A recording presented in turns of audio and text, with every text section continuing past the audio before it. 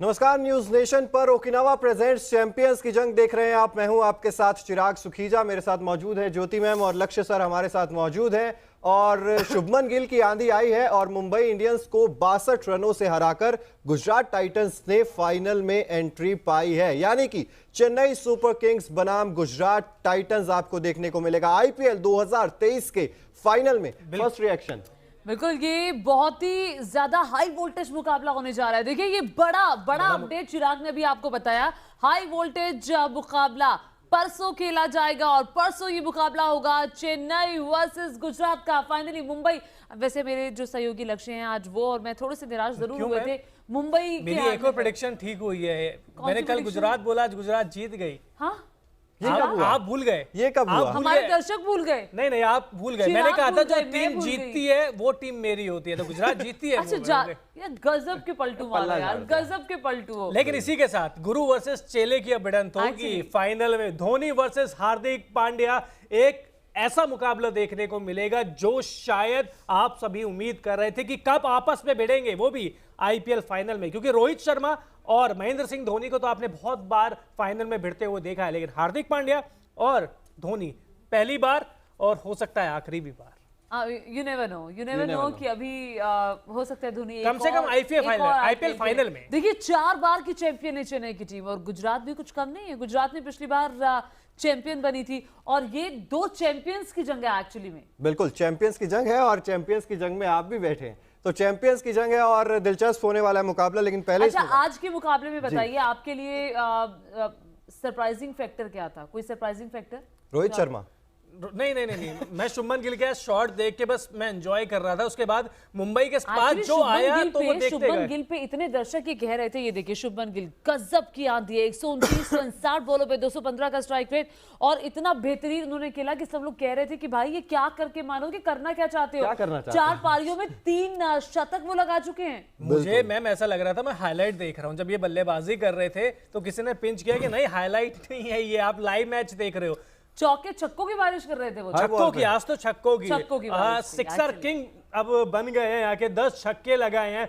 और मैं कहूंगा कि मुंबई खिलाड़ियों की हमारी प्लेट्स बदलती जा रही है, लेकिन हमारी डिस्कशन स्टिल शुभमन गिल पर हो रही है। वो इसलिए शुभमन गिल पर हो रही है क्योंकि शुभमन गिल ने कमाल किया है, बेहतरीन। और इनके बारे में क्या कहेंगे? आकाश मधवाल पिछले मैच में 5 रन दिए थे, 5 विकेट लिए थे, आज 52 रन दिए हैं और इकॉनमी रेट 13 का नहीं। मेरा एक सवाल आप दोनों से है, मुंबई इंडियंस किससे हारी है? गुजरात से हारी है, शुभमन गिल से हारी है? शुभमन गिल से हारी है, नो डाउट। अकेले शुभमन गिल से हार गई है मुंबई इंडियंस, 5 बार की चैंपियन। अगर मुंबई इंडियंस शुभमन गिल को रोक देती तो शायद इतना बड़ा स्कोर वो नहीं बना पाते। बिल्कुल। और ऑल्दो उनके विकेट ज्यादा गिरे नहीं थे, दूसरे छोर से भी लगातार उनको सपोर्ट मिलता रहा, बट प्लेटफॉर्म सेट कर दिया था उन्होंने। और जो देखिए मजबूत कर दी थी। और शुभमन गिल की मैम इस पारी की सबसे अच्छी बात क्या रही? पहली चीज, पिछले मैच के हीरो कौन थे? आकाश मधवाल। पूरे सीजन में अच्छा कौन खेल रहे थे? पीयूष चावला। दोनों पर ही आते के साथ ही अटैक किया, दोनों पे छक्के करे, उनको मैच से बाहर किया, तो मुंबई की बाकी की बॉलिंग कुछ बची नहीं थी फिर। बिल्कुल, उसके बाद तो सारे आया राम गया राम हो गया। क्रिस जॉर्डन को आप देखें कितने ज्यादा रन खाए, मतलब हर गेंदबाज की पिटाई तो उन्होंने की है बराबर। और तो चलिए पहले अगर बात कर ही रहे हैं तो बात साथ की साथ ही कर लेते हैं। एक बात, आज वो गेंदबाज बचा है सिर्फ जिसने गेंदबाजी नहीं कराई है शुभमन गिल के सामने, जो दूर खड़ा था अपने फील्डर डेविड मिलर जैसे थे। अच्छा, हर एक की क्लास ली है शुभमन गिल ने। शुभमन गिल ने हर एक की क्लास ली है और जमकर ली है। बिल्कुल। तो कौन सा खिलाड़ी था वो जिसकी आप बात कर रहे थे? नहीं, मैं ये कह रहा हूँ ना कि 800 दर्शकों की भी अच्छी रेल बना दी है। ठीक है, गेंदबाज तो पिट ही रहे हैं, जो फील्डर है वो भी इधर से उधर भागते ही डोल रहे थे और कुछ काम था नहीं उनके पास। और दर्शक भी सोच रहे थे यार इतनी कैचेस हमारे पास आ रही है, एक आधा आउट हम भी कर सकते हैं क्या? मतलब सब कैचेस हमारे पास आ रहे हैं। तो चलिए इसी घड़ी में बात कर ही लेते हैं। जैसे कि ओकिनावा का हर स्कूटर है कोस्ट इफेक्टिव, उसी तरीके से आज Okinawa effective player of the match की अगर हम बात करें तो none other than Shubman Gill. 60 गेंदे, 129 रन, 215 का स्ट्राइक रेट, 7 चौके, 10 छक्के। अब इससे ज्यादा क्या बोले? बिल्कुल, इससे ज्यादा सारा का सारा धो दिया, पूरा धो दिया है। 10 छक्के, 7 चौके। आप समझे नहीं मैम, सारा का सारा धो दिया। ये रिकॉर्ड ओपनिंग मैच था जो शुभमन गिल और उनके सहयोगियों की तरफ से खेला गया, लेकिन उसमें भी शुभमन गिल सबसे पहला नाम। और मुझे लगता है अभी तक के आईपीएल के इतिहास में, वैसे आप बेहतरीन बता पाएंगे, इससे ज्यादा अच्छा ओपनिंग बैट्समैन नहीं है कोई।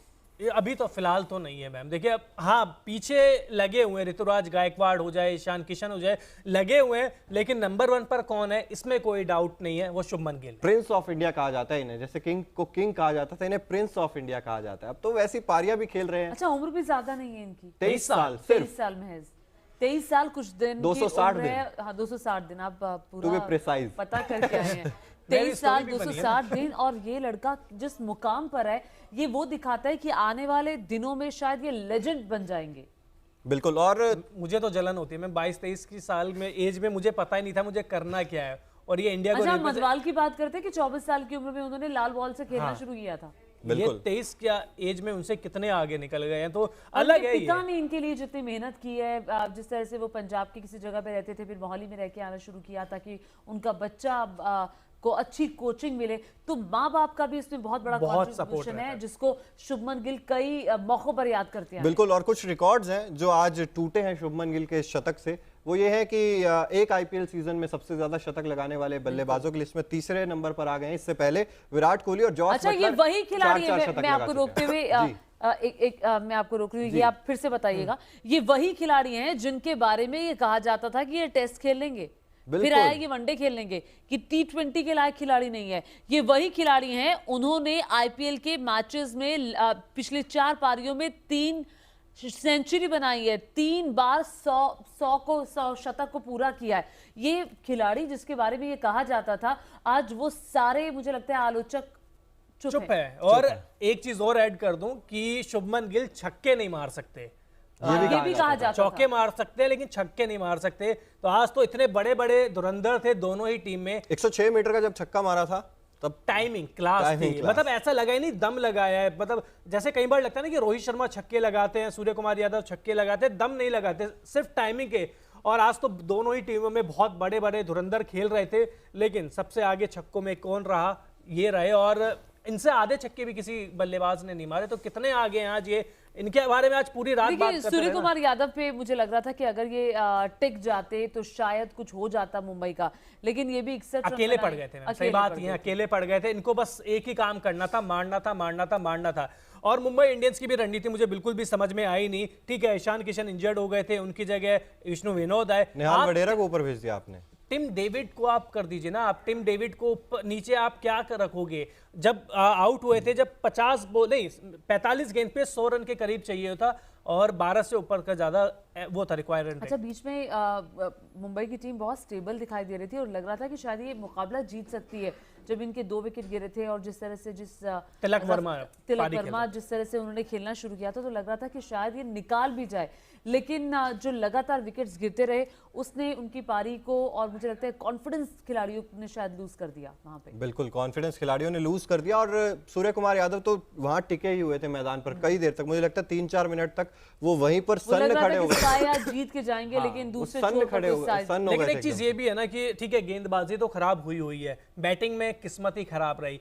ईशान किशन इंजर्ड हो गए, कैमरून गिल इंजर्ड होके रोहित रिटायर्ड शर्मा हो पे गए मुझे थे। फिर सवाल वो तो उठता है। इंजर्ड वैसे ही है, वो नहीं, अब रोहित वो शर्मा 10 पे फिर बल्लेबाजों के सवाल साथ उठता ही है है। कि एक बार बीच में आए, आपने आधी सेंचुरी बनाकर आप चलते बने 2 दिन इससे पहले वाले मुकाबले में अगर हम छोड़ दें, तो पिछले मैच में भी वो कुछ नहीं कर पाए। मैं तो आज लिखित में दे सकता था, लगातार- रोहित शर्मा नहीं चलेंगे, मैं लिखित देखिए- में दे सकता था।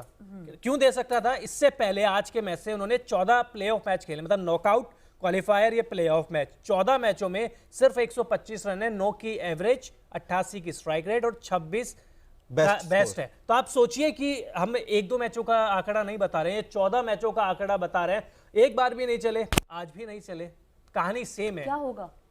बाहर हो गई। भगवान नहीं, जानता है। अब बाहर तो इंडिया हो का गई। भी क्या होगा अब क्या भगवान जाने। अगले WTC Seriously, फाइनल में कप्तान है टीम इंडिया के। ये सवाल जरूर खड़ा होता है, क्योंकि अगर कैप्टन ही आपका फॉर्म में नहीं चल रहा है तो फिर दिक्कत आ जाएगी।